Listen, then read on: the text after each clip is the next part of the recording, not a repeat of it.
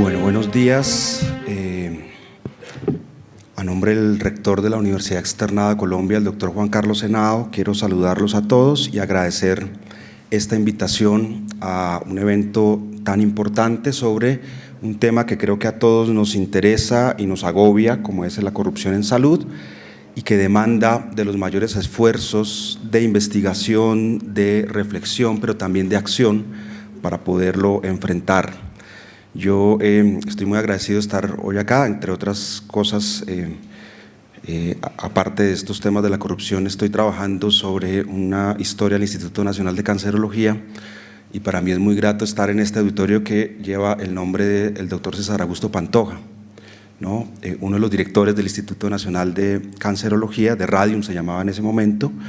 y pues también me complace mucho tener la invitación del doctor Esguerra, que entiendo es familiar de uno de los iniciadores también de la radiología en Colombia, ¿no? Entonces les agradezco mucho y pues me complace mucho estar aquí. Bien, la razón por la que el rector me pidió que viniera a dar esta conferencia es porque con un grupo de colegas de la Universidad Externada venimos trabajando en un proyecto de investigación de largo plazo sobre la corrupción en salud en Colombia, y en el contexto de estos 4 tomos de la colección Así habla el externado que la universidad publicó recientemente, tuvimos la oportunidad de desarrollar un capítulo específico sobre algunos adelantos de este trabajo y pues esta fue la razón por la que el rector me pidió que viniera. Sin embargo, él fue convocado sobre todo a hablar de algunos aspectos generales de la corrupción y yo entonces quisiera no entrar a el tema de la corrupción en salud, sino hablar sobre algunas generalidades que puedan poner algunos mojones, algunos puntos de referencia importantes para las discusiones que tendremos a lo largo de la mañana. Entonces voy a usar para esto algunos de los hallazgos de las investigaciones que realizó la Universidad Externado y que fueron objeto de esta publicación que les mencionaba. Y quiero empezar por un tema que es fundamental para iniciar en la reflexión sobre la corrupción, que es el de la conceptualización de la corrupción. Es un punto de partida necesario, fundamental, y en el cual tenemos un largo desarrollo, desde que se inicia la discusión y la investigación sobre la corrupción en el mundo. Los conceptos han ido sufriendo como una elongación, ¿cierto? Se han ido agrandando para incluir cada vez aspectos más complejos sobre la corrupción, y en ese proceso se ha ido trascendiendo la idea simplemente de que la corrupción es la violación de las normas o que la corrupción atañe, ¿cierto?, a algunos elementos de orden moral, y se ha ido complejizando la comprensión de la corrupción para entender que aborda diferentes dimensiones de la vida social, aspectos culturales, que la corrupción, digamos, incluye también aspectos no solamente económicos, que no solo involucra a los actores públicos y que es un fenómeno que se ha ido, digamos, generalizando en la sociedad al punto de que en algunas concepciones y conceptualizaciones podemos entender, digamos, niveles de corrupción que llegan a la idea incluso de la institucionalización, ¿cierto? De ser prácticas ocasionales, esporádicas. Encontramos casos donde puede uno hallar formas más sistemáticas y también formas ya institucionalizadas, es decir, arraigadas profundamente en las estructuras culturales, institucionales y de gestión de toda la vida social. Entonces tenemos un conjunto de conceptualizaciones muy amplio. Esa amplitud ofrece unas ventajas y unas desventajas. Las ventajas, que podemos abarcar cada vez más aspectos sobre la corrupción que antes pasaban desapercibidos o que solamente desde el punto de vista normativo no era posible abarcar, pero la desventaja es que esa amplitud también a veces diluye un poco la posibilidad de desarrollar herramientas precisas, concretas, que definan muy bien su accionar en unos límites concretos de la acción de la corrupción. Pese a esa, digamos, pluralidad y amplitud de las conceptualizaciones, encontramos algunos elementos generales que podría uno decir constituyen el núcleo duro y los mínimos, digamos, de la conceptualización de la corrupción. El actuar con un estándar de lo bueno, la corrupción como una violación de las normas, sean estas legales, morales o sociales, una acción que casi siempre persigue un beneficio privado, puede ser material o inmaterial, un beneficio personal o también que beneficia a grupos, un fenómeno que se desarrolla en el sector público, pero también en el sector privado, que en general es producido a partir o desde un cargo público, una posición de poder, que afecta en general el interés público o los recursos públicos, que se desarrolla la mayoría de las veces de forma clandestina y oculta, y que puede producirse por acción o por omisión también del funcionario que está comprometido en esta acción. Esta conceptualización mínima, en todo caso, plantea un debate importante y podríamos decir que los dos elementos esenciales de la corrupción están fundamentalmente allí, en el abuso o la desviación del poder encomendado, que puede ser público o privado, en el beneficio o la ganancia privada, que puede ser personal o para un tercero y que no necesariamente debe ser monetaria, y donde hay menos consenso y donde todavía se discute bastante alrededor de esta conceptualización es que en este punto es si siempre existe una interacción entre el actor público y el privado y si siempre se genera un perjuicio directo para el interés general o no. Uno podría decir que en términos generales estos son los elementos básicos conceptuales y quedaría una discusión abierta muy interesante y es cómo disponer de un concepto que acerque cada vez más y que ponga en relación esta idea de la legalidad con un conjunto de prácticas sociales que van cambiando en los diferentes ámbitos culturales y que incluso dentro del mismo territorio nacional a nivel local, regional, podrían variar. Es decir, cómo tener un concepto que logre capturar cierta flexibilidad que las disposiciones culturales, las disposiciones sociales en los diferentes ámbitos implican,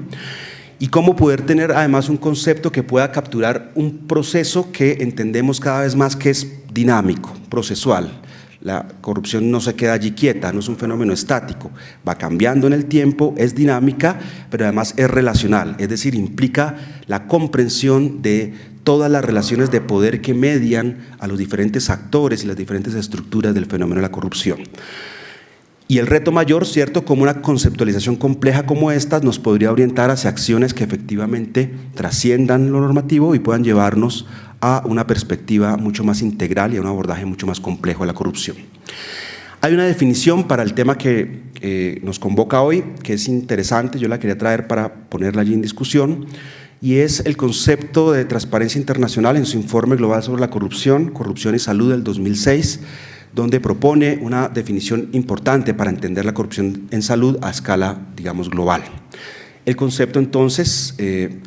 define la corrupción en salud como esto, como comprende los sobornos de los reguladores y los profesionales médicos, la manipulación de la información en los ensayos clínicos de medicamentos, el desvío de remedios y suministros, la corrupción en las compras y sobrefacturación de las compañías de seguros. No se limita al abuso de los funcionarios públicos porque la sociedad, por lo general, otorga a actores privados en el área de la provisión de servicios de salud funciones públicas importantes. Cuando los administradores de los hospitales, las compañías de seguros, los médicos o los ejecutivos farmacéuticos se enriquecen en forma ilícita, no están abusando del poder público formalmente, aunque sí abusan del poder que se les ha confiado y roban recursos preciados que son necesarios para mejorar la salud de las poblaciones. Es un concepto que abarca distintos elementos y que en todo caso pone sobre la mesa algunos aspectos que para el contexto colombiano son importantes. Por ejemplo, el papel de los aseguradores, la función del personal de salud en los procesos de corrupción, ¿no? Elementos que creo que hoy están puestos sobre la mesa en nuestro debate nacional. Bien, un segundo elemento importante después de partir de esa conceptualización es acercarnos a las formas de corrupción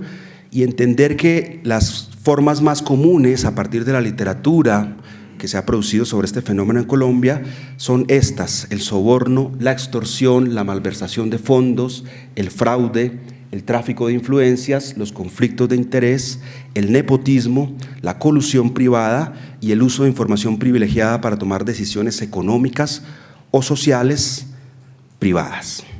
Entonces, estas son las formas que encontramos, digamos, de manera más frecuente en nuestra literatura,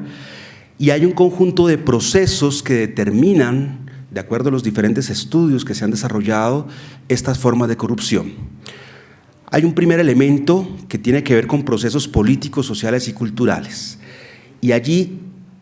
un primer aspecto es un tema que se ha discutido muchísimo en la literatura científica en Colombia, las ciencias sociales, de las ciencias políticas, del derecho, y es la idea de la debilidad institucional del Estado, que es un elemento bastante común en las explicaciones sobre la corrupción, pero que vale la pena poner sobre la mesa y en una perspectiva comparada también con otros estados, poder discutir si realmente no hay corrupción en estados más fuertes.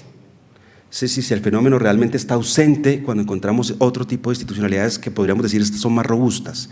Depende también que entendamos por la robustez institucional. Entonces, yo lo pongo allí interrogado porque es un elemento que casi siempre se nos vuelve un punto de partida, pero no un elemento a constatar. Y creo que la investigación debe constatar en efecto cuál es el papel o no de esa debilidad o fortaleza, o cómo medimos esa debilidad y fortaleza de los estados.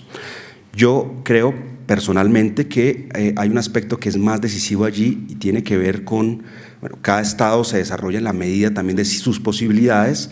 y hay un aspecto que para mí es mucho más fuerte y es el vínculo de la corrupción con la democracia, como un elemento que sí podríamos comenzar a valorar como problemático. Cuando tenemos menos democracia, la corrupción se implanta de una manera más fuerte. El otro fenómeno importante entre estos procesos políticos, sociales y culturales que determina la corrupción es el clientelismo, como una práctica de largo plazo instaurada en la sociedad, ¿cierto?, que se ha convertido casi en una forma institucional que está presente en todos los espacios de gestión de la vida institucional colombiana y que es muy problemática, ¿no?, que se desarrolla a nivel regional, ata esos desarrollos regionales a nivel nacional y que está determinando buena parte de los fenómenos de corrupción hoy en día. La cultura del incumplimiento de las reglas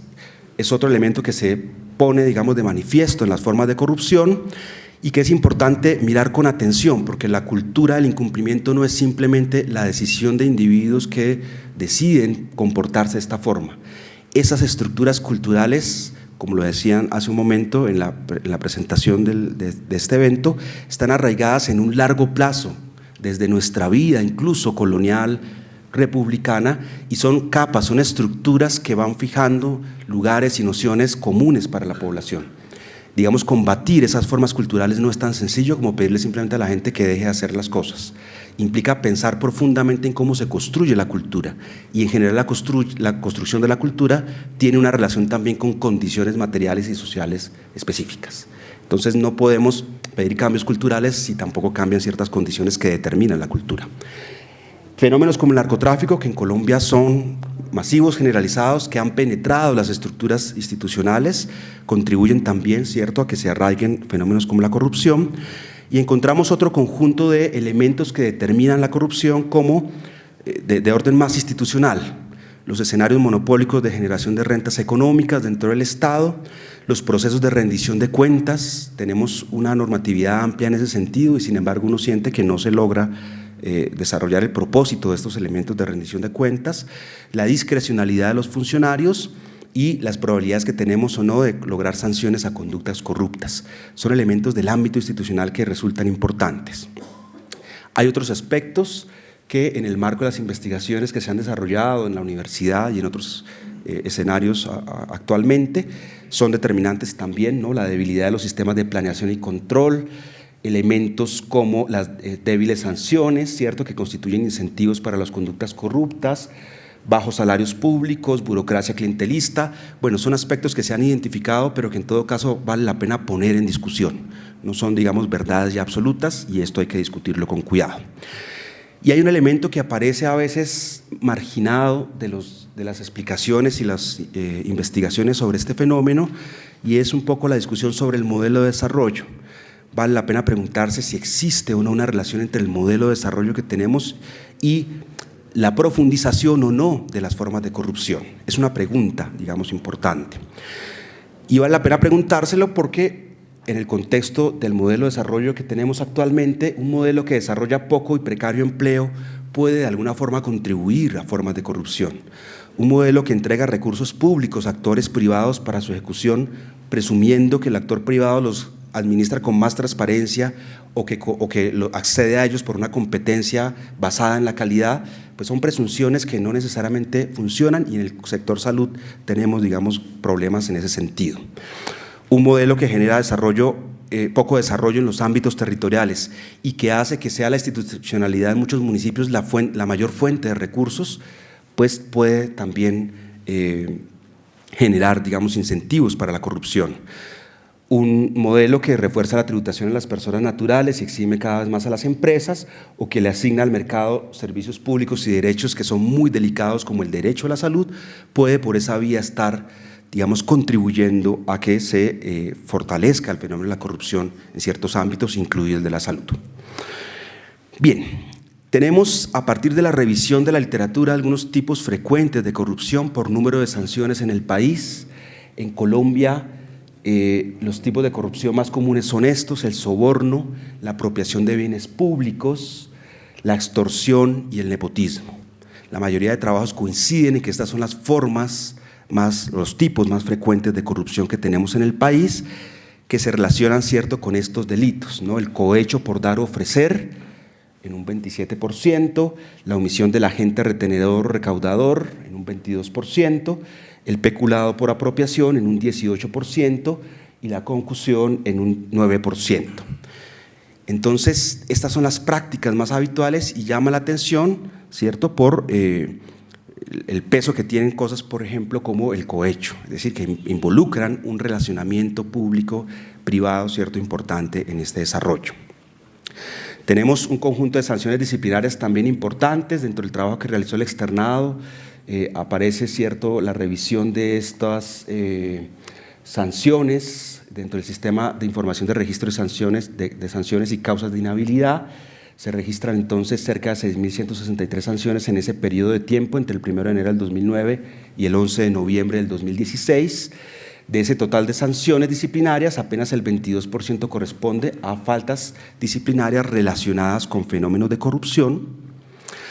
y dentro de estas sanciones casi el 75% corresponden a 3 faltas disciplinarias concretas relacionadas con estas 2 formas de corrupción: apropiación de bienes públicos y de bienes de uso privado y nepotismo. Tenemos también las sanciones disciplinarias a los gerentes de las empresas públicas, que se asocian también con estas 2 formas de corrupción, sobre todo la apropiación de bienes públicos y bienes de uso privado, y el nepotismo, que está todo esto vinculado, ¿cierto?, con la administración de esas empresas públicas. En síntesis, uno podría decir, ya lo mencionamos, soborno, extorsión, apropiación de bienes públicos y bienes de uso privado, nepotismo son los principales fenómenos de corrupción que se presentan en el país, que suponen, cierto, estas manifestaciones específicas: aceptar o exigir dinero u otra utilidad para realizar u omitir un acto propio del cargo, retener activos, dar un trato favorable a familiares, como lo constituye el nepotismo. Entonces tenemos estas formas que se han convertido en un lugar común, ¿cierto?, dentro de los fenómenos de corrupción en el país. ¿Cuáles son las consecuencias de la corrupción? Uno podría, digamos, aquí plantear infinidad, ¿cierto?, de fenómenos y de consecuencias que se producen. Podríamos agruparlas de esta manera, y en la investigación que se desarrolló en el externado se propuso esta agrupación: un conjunto de costos económicos altos que afectan el desarrollo y la eficiencia económica, es decir, un impacto en la economía producto de estos fenómenos de corrupción que no es despreciable. Costos sociales inadmisibles que comprometen, ¿cierto?, la entrega y calidad de bienes y servicios públicos, el acceso igualitario al Estado, y que afectan y contribuyen a que se arraiguen y se extiendan los fenómenos de pobreza, se comprometa la equidad y se comprometa también la confianza en el Estado, en los demás, y se vea comprometido también el capital social. Es decir, este impacto social se refleja al mismo tiempo en un aspecto fundamental, y es esa constitución de la ciudadanía colombiana. Si yo tengo una corrupción que produce efectos inadmisibles en la provisión de servicios, en la garantía de derechos, pues esto comienza a deteriorar esa condición de ciudadanía, y el ciudadano empieza a desconfiar y se empieza a comprometer ese valor de lo público también a partir del fenómeno de la corrupción. Hay costos políticos muy graves sobre la legitimidad del Estado y la democracia, sobre la toma de decisiones públicas en pro del interés general, y se deteriora la confianza en las instituciones. Bien, en 2016 la Contraloría afirmó que la corrupción le costó al país casi el 5% del Producto Interno Bruto, Para Sobancaria, esa es una cifra pues, que es muy alta si se compara a nivel mundial con un 2% que puede costar la corrupción como parte del Producto Interno Bruto. Y esta suma correspondería más o menos a entre 40 y 50 billones de pesos anuales, que si lo miramos de alguna perspectiva sería cerca del 19% del presupuesto general de la Nación para el periodo del 2019, ¿no? Ahí está el dato entonces de ese presupuesto general de la Nación y es una cifra importante, es decir, hay un compromiso muy serio de los recursos en el país por cuenta de la corrupción. Bueno, hay otros datos que voy a saltar para no tomarme más tiempo.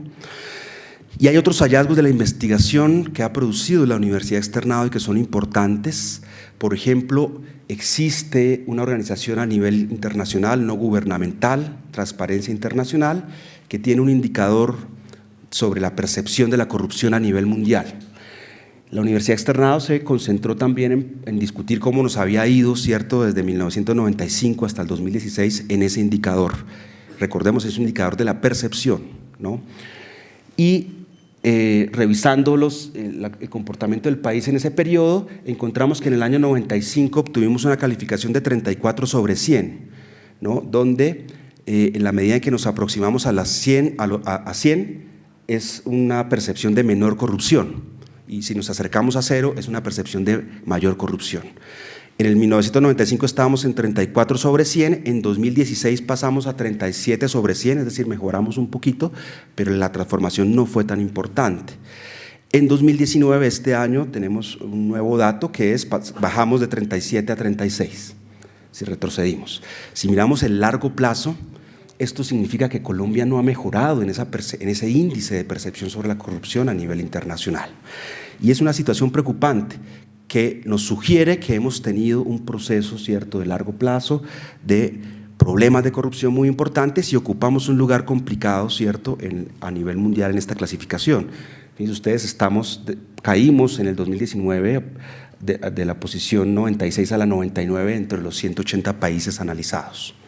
Entonces, es un problema importante el de la corrupción en el país. Acá hay algunos datos, ¿cierto?, a nivel mundial. Bueno, Estados Unidos también tuvo una pérdida de 4 puestos. Hay un debate importante sobre ese indicador, es un indicador de percepciones, sería importante tener otros datos de incidencia y poder tener, digamos, unos datos mucho más sólidos sobre el fenómeno, pero por lo pronto es lo que tenemos y lo que tenemos indica problemas importantes. Hay algunos elementos sobre los países que tuvieron un mejor comportamiento frente a ese indicador de percepción, los que tuvieron un peor comportamiento están ahí abajo y la reflexión interesante en ese sentido es cómo el desarrollo de la democracia en estos países y de unas bases también, digamos, de derechos sociales importantes en estos países están relacionados con tener menos, digamos, menos elevado este indicador de percepción de la corrupción. Es decir, que la fortaleza de la democracia es un elemento vital en este comportamiento de la corrupción. Y yo diría, además de la democracia, no solamente en sus formas institucionales, sino la democracia en eso que podríamos llamar la vida democrática, es decir, cómo la democracia se vuelve un elemento cotidiano, de la cultura cotidiana, de la práctica cotidiana de los ciudadanos, y es un aspecto muy importante a tener allí en cuenta. Bien, otros hallazgos del estudio que realizó la universidad, investigaciones que se venían adelantando desde hace un tiempo, es el de soborno en las empresas colombianas. Este es un dato muy preocupante, ¿no? Según la cuarta encuesta nacional sobre prácticas contra el soborno en empresas colombianas, el 91% de los empresarios participantes consideran que secretamente se ofrecen dádivas para obtener contratos y según la misma encuesta, los montos pueden alcanzar en promedio el 17.3% del valor del contrato. Esto hace que la mayor parte de los empresarios consideren que si no se pagan sobornos, se están perdiendo los negocios. Es decir, esto se ha arraigado de manera muy fuerte en la vida económica del país y estos datos, digamos, son reveladores. Hay una normalización del soborno que es preocupante, ¿cierto? Y es en la medida en que la gente va entendiendo que solo puede acceder a servicios, mantener los servicios, a través de prácticas de soborno, la gente empieza a entender que esto es natural, que esta es la forma natural en que se gestionan las cosas. Y esto, el efecto que esto tiene en la cultura de la gente, desde los empresarios hasta la gente del común, es muy grave, ¿no? Bien. Tenemos otros elementos sobre el papel de las que han cumplido las medidas que se han tomado en el país para controlar la corrupción. Acá hay uno de los hallazgos del estudio del externado sobre los estándares en el sector público, la obligatoriedad de aplicar el modelo estándar de control interno, y la evaluación de estos instrumentos nos va mostrando que, si bien se aplican, no hay un compromiso fuerte con el logro del cumplimiento, se aplican, digamos, de una manera formal y normativa y no por una firme y auténtica intención de aportar al bienestar de la sociedad. Es decir, que en términos de ciertas herramientas e instrumentos que podrían ayudarnos a combatir la corrupción, tenemos una formalidad que no siempre logra los objetivos de estos instrumentos. El alcance de ciertas medidas en el largo plazo, en la revisión que se hizo también en el externado, se ha visto que en muchos estados el impacto de las medidas contra la corrupción solo se puede percibir en procesos de largo plazo, que en el corto plazo es muy difícil percibir esos cambios, y un aspecto muy importante, que los mejores resultados en la lucha contra la corrupción tienen que ver con reformas del Estado profundas, y ese es un debate que tenemos, digamos, que poner también sobre la mesa en el caso colombiano. Bien. Otros datos sobre las medidas implementadas en Colombia con nuestro reciente ingreso, ¿cierto?, a la OCDE, pues se han implementado algunos elementos importantes, pero por lo pronto no tenemos pruebas de que esos esfuerzos hayan dado resultados consistentes. Tampoco es posible decir que no hayan tenido ningún efecto, y eso hay que ponerlo sobre la mesa, pero al poner sobre la balanza, ¿cierto?, los resultados y los pocos efectos o los efectos que se han tenido, el escenario no es muy optimista sobre la manera como estamos afrontando la corrupción actualmente. Hay algunas deficiencias también, una falta de coordinación interinstitucional, ¿cierto? Sabemos que los organismos de control hacen un esfuerzo importante, que si no fuera por los organismos de control seguramente muchos procesos y fenómenos de la corrupción no los conoceríamos ni siquiera, pero hace falta un ejercicio intersectorialidad, de interinstitucionalidad mucho más fuerte para que las acciones tengan un impacto mayor. Se ha encontrado esta relación, ¿cierto?, entre la justicia y los departamentos con mayor corrupción. En general hay una actuación de la justicia mucho mejor en departamentos con bajos niveles de corrupción, y eso plantea un debate, ¿cierto?, es si la justicia donde flaquea la justicia, la corrupción aumenta, o donde la justicia ha sido débil, la corrupción ha logrado cooptar, ¿cierto?, también los espacios de la justicia, y por eso se presentan allí ciertas formas de corrupción. Bueno, hay otros debates que se han planteado ya en la investigación del externado sobre el papel de las contralorías, una necesidad de mirar lo local, que es importante, mejorar nuestras herramientas de medición. Yo voy a ir un poco más rápido porque se me está acabando el tiempo. Elemento que nos parecía muy clave, ¿no?, la idea de cómo vamos consiguiendo más militantes de la lucha anticorrupción. Y en algunos estudios se muestra cómo el papel de las mujeres en ello es más clave. Donde hay más mujeres en las instituciones, encontramos más transparencia y una mejor gestión, ¿cierto?, de las instituciones. El papel de la ética y la educación como elementos muy importantes en los fenómenos para combatir la corrupción, y el papel de la indignación, que es un papel, digamos, doble, paradójico, podríamos decir. La indignación puede provocar que la gente, en la medida en que salen los escándalos públicos y la gente se entera de las grandes cifras comprometidas en la corrupción, pues la gente a nivel local y cotidiano decida, pues, que como estas instituciones se roban el dinero, yo también voy a actuar de manera corrupta. O la indignación puede potenciar más bien un rechazo de la ciudadanía y se puede convertir en una oportunidad para robustecer procesos educativos frente a la corrupción. Bien, acá hay unas cosas sobre la corrupción en salud, las voy a saltar muy rápido porque creo que esta tarde las van a mencionar. Hay solo un punto que quiero resaltar, y es la pregunta, el interrogante sobre el papel del mercado regulado que tiene nuestro sistema general de seguridad social y la corrupción. Acá hay un elemento que hay que valorar, que, digamos, es difícil dar conclusiones ya, pero es un elemento importante. ¿En qué sentido? Cómo la lógica de mercado introduce esta idea de que la gran cantidad de recursos que se juegan en el sistema de salud es posible para los diferentes actores del sistema en todos los niveles, desde el paciente hasta el administrador, ¿cierto?, de las EPS, pues que es posible hacerse a esos recursos por su volumen y por la lógica de mercado que impera en el modelo. Es un elemento que tenemos que discutir y que requeriría, claro, una discusión importante sobre la reforma del sistema de salud. Y termino tal vez con unos datos importantes. Tenemos algunos estudios a nivel internacional como este, que trata de mirar, ¿cierto?, cuáles son los costos y el impacto que tiene la corrupción en salud y que llega a este tipo de conclusiones que creo que son un llamado de alerta muy importante a nivel mundial. La corrupción aumenta significativamente las tasas de mortalidad y reduce la esperanza de vida y las tasas de inmunización. Es decir, la corrupción en el sector salud está produciendo muertes y está produciendo impactos que son muy graves. Cuando hablamos de las tasas de inmunización o de la esperanza de vida, estamos hablando del bienestar de la población, de las futuras generaciones y por esa misma vía de la productividad, de la economía y del desarrollo del país. Bueno, yo dejo hasta ahí. Gracias.